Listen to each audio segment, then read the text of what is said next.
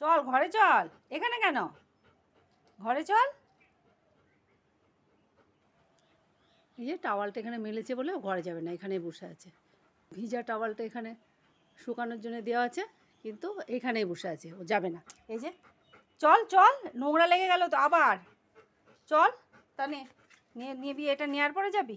এনে এটা নেওয়ার পরে যাবি। নে নে নে নে নে নে, এগুলো কি? চল, সব নোংরা হয়ে গেছে। দেখুন লেজটাকে, ও স্নানের পরে ড্রেনের মধ্যে লেজটা দিয়ে বসে আছে, মানে ও এখানে টাওয়াল না নিয়ে যাবে না ঘরে। টাওয়াল দিলে তারপরে যাবি, টাওয়ালটা দিলে যাবি। চল চল, এই চল চল। ওর এক পা নড়াতে পারছে না, চল। ওই বসে আছে, চল চল।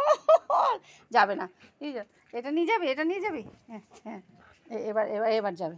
ভালো করে নে, নোংরা নিচে বদমাস হয়েছে একটা, ভালো করে ধর। নিচে নিচে থেকে আবার কাচতে হবে, কেচে ওখানে মেলা হলেও হবে না। ওটা নিয়ে ঘরে যাবে, নিয়ে বাইরে রাখা যাবে না ওর জিনিস। ছি, ওই নোংরা। কোথায় যাচ্ছিস? হ্যাঁ ওখানে বস, ওখানে মুছে নে।